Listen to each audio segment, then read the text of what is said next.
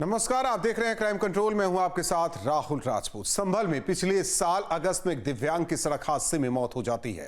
हर कोई यही सोचता है कि सड़क हादसे में दिव्यांग की मौत हुई है, लेकिन दिव्यांग की मौत के 8 महीने बाद इस मामले में नया मोड़ आ जाता है। दरअसल सड़क हादसे वाली यह घटना असल में फुल प्रूफ प्लानिंग के तहत किया गया कत्ल था। दिव्यांग के कत्ल की वजह थी उसकी बीमा की 50 लाख की रकम। आखिर कैसे सगे भाइयों ने फर्जी बीमा गैंग से जुड़कर पूरी साजिश रची, ये जानकर आपके भी होश उड़ जाएंगे। अगस्त 2024, चंदौसी थाना क्षेत्र। पिछले साल अगस्त के महीने में बीच सड़क पर एक दरियाब जाटव नाम के दिव्यांग की खून से लथपथ लाश पड़ी मिलती है, जिसके बाद चंदौसी थाने में बिसौली थाना क्षेत्र के गांव ढिलवारी निवासी राजेंद्र नाम का शख्स एफआईआर दर्ज करवाता है। एफआईआर में राजेंद्र पुलिस को सूचना देता है कि चंदौसी के सैनिक चौराहा से आटा की तरफ जाने वाले सड़क मार्ग पर उसके दिव्यांग भाई को किसी अज्ञात वाहन ने कुचल दिया और इस हादसे में उसकी मौके पर ही मौत हो गई। पुलिस दिव्यांग के शव को कब्जे में लेकर पोस्टमार्टम के लिए भिजवा देती है। पुलिस को भी यही लगता है कि किसी भारी वाहन की चपेट में आने से दिव्यांग की मौत हुई है, लिहाजा वो इस मामले को सड़क हादसा मानकर इस केस की फाइल को बंद कर देती है। लेकिन ठीक 8 महीने के बाद पुलिस को इस केस से संबंधित एक ऐसी सूचना मिलती है जो पुलिस वालों के भी होश उड़ा देती है, क्योंकि पुलिस सड़क हादसा मानकर जिस केस की फाइल बंद कर चुकी थी, दरअसल वो सड़क हादसा नहीं था, बल्कि पूरी प्लानिंग के साथ किया गया एक दिव्यांग का मर्डर निकलता है।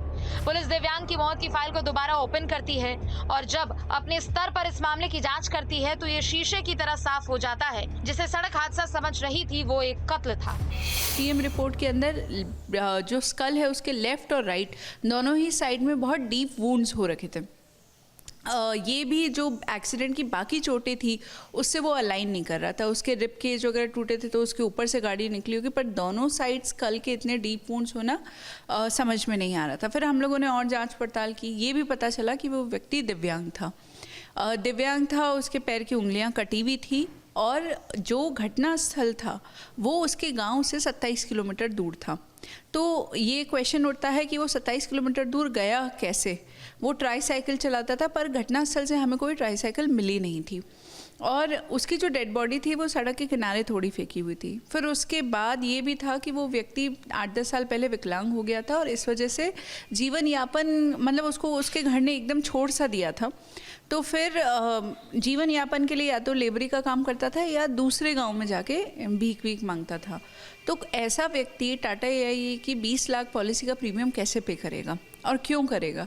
तो ये सारे हमारे सवाल थे और जिसकी वजह से हमें लगा कि कुछ तो गड़बड़ है। दरअसल दिव्यांग की मौत के 4 महीने बाद टाटा की एक लोन कंपनी पुलिस को फोन करती है। बीमा कंपनी पुलिस को एक अहम जानकारी देती है। वो बताती है कि दरियाब के नाम से बीमा का क्लेम मांगा जा रहा है। दिव्यांग दरियाब की पिछले साल सड़क में मौत हुई थी। बीमा कंपनी पुलिस को बताती है कि ये मामला संदिग्ध लग रहा है। बीमा कंपनी पुलिस से मामले की जांच की भी अपील करती है, जिसके बाद पुलिस इस मामले की फाइल को दोबारा खोल के जांच करती है। जांच के दौरान बीमा कंपनी का दावा सही निकलता है। दरअसल पुलिस की जांच में कई ऐसी बातें निकलकर सामने आती है जिससे दिव्यांग दरियाब जाटव की मौत एक हत्या के केस की तरफ इशारा करती है। दिव्यांग दरियाब की एक्सीडेंट में मौत घर से 27 किलोमीटर दूरी पर हुई थी, जबकि दरियाब दिव्यांग होने की वजह से चल भी नहीं सकता था। घटनास्थल तक पहुंचने के लिए उसने किसी वाहन का यूज नहीं किया था। ऐसे में सवाल कि आखिर दरियाब 27 किलोमीटर दूर कैसे पहुंचा? आइडिया पंकज राघव का था। पंकज राघव पहले भी बबराला में हमारे काफ़ी सारे लोग हैं इंश्योरेंस माफिया के जिन्होंने जो इसमें एकदम माहिर है, वो उसके संपर्क में थे। उन्हीं से इसने ये सब सीखा था और कई पॉलिसी इसने ऐसी कराई भी थी। तो उसने ही ये आइडिया दिया पूरा। फिर इसने हरिओम ने अपने भाई विनोद उससे जाके डिस्कस किया। ये दोनों ही रहने वाले उसी गाँव के हैं जिसका मृतक था, दिलवाड़ी गाँव के। तो उसके भाई ने भी कहा कि हमारी आर्थिक स्थिति खराब तो है ही, जब इतने पैसे मिल रहे हैं और कोई किश्त नहीं चुकानी पड़ेगी।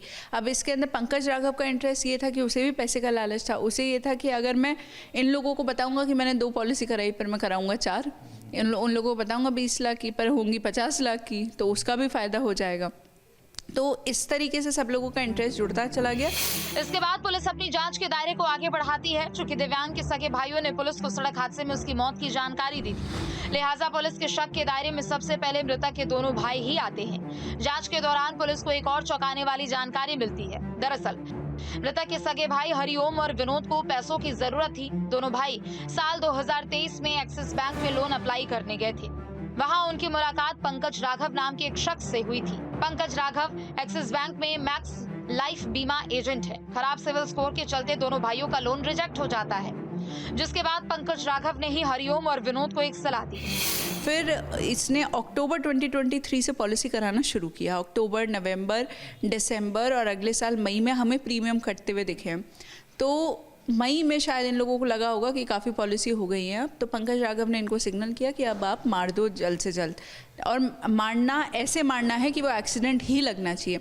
अगर एक्सीडेंट नहीं लगेगा, एक तो हत्या का अंदेशा होगा, दूसरा जो ICICI प्रूडेंशियल में जैसे एक्सीडेंट राइडर है तो 5,34,000 का वहाँ नुकसान हो जाएगा, और किसान एक्सीडेंट बीमा होता है 5 लाख रुपए का, वो पैसा नहीं मिल पाएगा। तो बिल्कुल एक्सीडेंट लगना चाहिए। तो फिर इन्होंने उस काम के लिए, इनको खुद पे उतना कॉन्फिडेंस नहीं था कि हो सकता है हम इतना सफाई से ना कर पाए। तो एक प्रताप नाम का व्यक्ति है, तारापुर गांव का रहने वाला है, चंदौसी का। वो हत्या में पहले जेल जा चुका है, उसको उम्र कैद की सज़ा हो चुकी है। 661/2010 आई थिंक मुकदमा है चंदौसी का। और वो 13.5 साल जेल में रहने के बाद अभी बाहर आया था, अपील पे बेल पे बाहर था। प्रताप से जाके इन्होंने कहा कि एक काम करना है। प्रताप को भी पैसे की आवश्यकता थी। उसने कहा ठीक है, 50,000 मैं काम करने के तुरंत बाद लूँगा, और बाकी इन्होंने कहा था कि हम तुम्हारी लड़की की शादी के लिए भी इंतज़ाम कर देंगे, इतना पैसा मिलेगा। तो प्रताप रेडी हो गया। पंकज राघव ने बताया कि एक दिव्यांग व्यक्ति जो कि मरणासन अवस्था में है, उसका बीमा करवाइए और बाद में उसे मार दीजिए। आपको बीमा क्लेम मिल जाएगा और लोन की भी जरूरत नहीं पड़ेगी।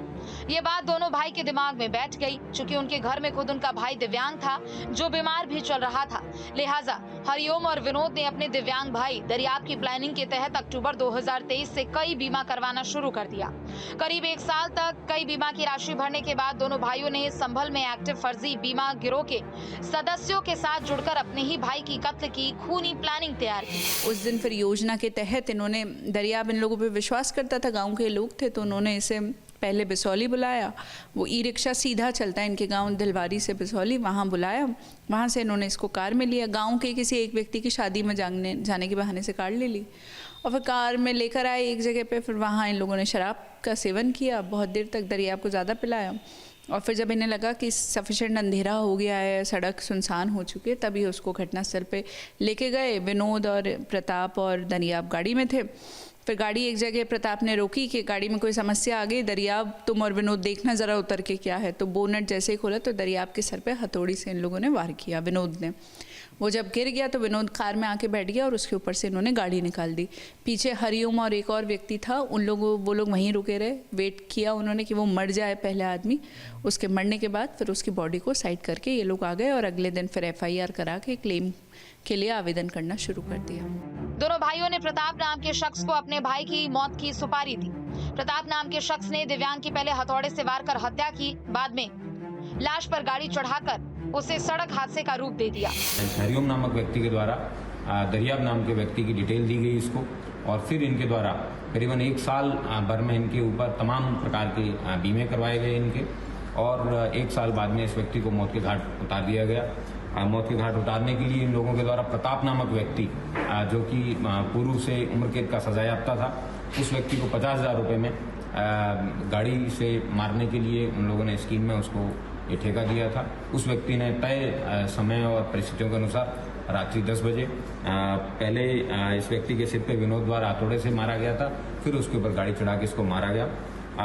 इन 50,68,000 रुपए के कुल बीमे इस दरियाब नाम के विकलांग व्यक्ति है इसके ऊपर इन लोगों ने करवाए थे, और उनमें से 15,68,000 रुपए इन लोगों ने ऑलरेडी हड़प लिए थे। बाकी राशि है वो इनको नहीं मिल पाई थी। हालांकि दिव्यांग दरियाब के कुछ रिश्तेदार को पहले से ही आशंका थी कि ये सड़क हादसा नहीं है बल्कि कत्ल का केस है। उन्होंने चंदौसी थाने में अज्ञात लोगों पर हत्या का केस भी दर्ज करवाया था, लेकिन 4 महीने तक जांच करने के बाद पुलिस को कोई सबूत नहीं मिले थे, जिसके बाद सितंबर 2024 में पुलिस ने इस केस की फाइल बंद कर दी थी। दरियाब की मौत के बाद 50,68,000 रुपए का बीमा क्लेम किया गया। आरोपियों ने पहले ही 15,68,000 रुपए हड़प लिए थे। बाकी बची हुई राशि के लिए वो कोशिश कर रहे थे। लगभग 33-34 लोग इसके अंदर पूरी तरीके से जेल जा चुके हैं। इसमें 3 लोगों ने सरेंडर किया है। उसके अलावा कुछ लोगों की मुनादी हुई है। 84 BNSS के अंतर्गत 50 से ऊपर हो जाएंगे हमारे अपराधी। निरंतर प्रकाश में भी आ रहे हैं। पहले बीमा कंपनी को इस मामले में संदेह हुआ, फिर पुलिस की जांच में ये चौंकाने वाला खुलासा हुआ, जिसके बाद दिव्यांग दरियाब जाटव की हत्या के मामले में पुलिस ने उसके दोनों सगे भाइयों समेत 4 लोगों को गिरफ्तार कर सलाखों के पीछे भेज दिया।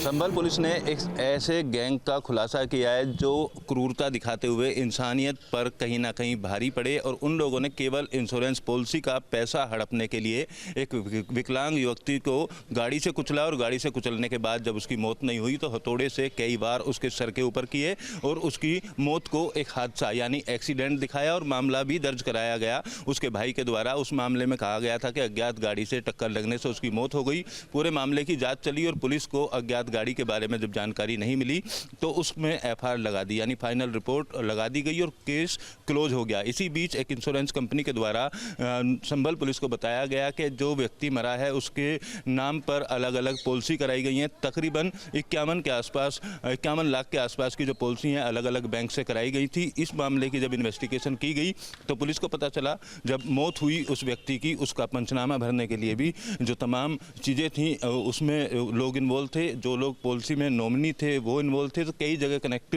मिलने के बाद सभी लोगों से पूछताछ की गई और पूछताछ करने के बाद अगर बात की जाए तो ये मामला खुला। इसमें एक बैंक एजेंट के साथ साथ अन्य लोग भी मिले हुए पाए गए। संभल में मरणासन व्यक्तियों का फर्जी बीमा करवाकर लाखों की बीमा राशि उठाने वाला गैंग सक्रिय है। अब तक पुलिस ने इस गैंग से जुड़े 25 लोगों को गिरफ्तार कर सलाखों के पीछे भेज दिया है। बैंक एजेंट द्वारा उस विकलांग आदमी की पॉलिसी कराई गई थी, अलग अलग 5 पॉलिसी कराई गई थी जिनकी कुल राशि 51 लाख रुपए थी।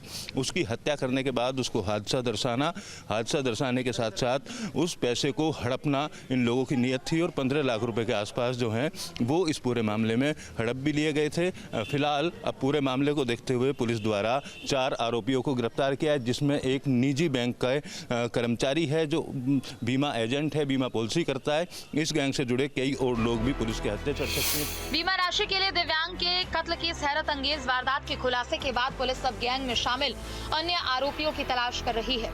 इस मामले की जांच के लिए एक एजेंसी को जिम्मेदारी सौंपी गई है। पुलिस टीम अन्य प्रदेशों में इस गैंग से जुड़े लोगों की जांच भी करवा रही है। पुलिस का दावा है कि इस तरह से केसों का खुलासा अन्य राज्यों में भी हो सकता है, लेकिन बीमा के रुपए के लिए 2 भाइयों की अपने ही दिव्यांग भाई की हत्या के खूनी साजिश के खुलासे से हर कोई हैरान है। पुलिस अधिकारियों का मानना है कि जिस तरीके से पॉलिसी का पैसा पाने के लिए इस व्यक्ति की निर्मम तरीके से हत्या कर दी, तो ऐसी इन लोगों के द्वारा कई और हत्या भी की गई होंगी। तो आने वाले समय में कई और लोगों की गिरफ्तारी हो सकती है। पॉलिसी माफिया की अगर बात करें तो इस पूरे गैंग में अभी तक 30 से ज़्यादा लोगों को पुलिस गिरफ्तार कर चुकी है और 4 लोग इसमें अब गिरफ्तार किए गए। फिलहाल आने वाले समय में किस तरीके का खुलासा होता है वो देखना होगा। वीडियो जर्नलिस्ट मुकेश झा के साथ अमित चौधरी, न्यूज स्टेट संभल।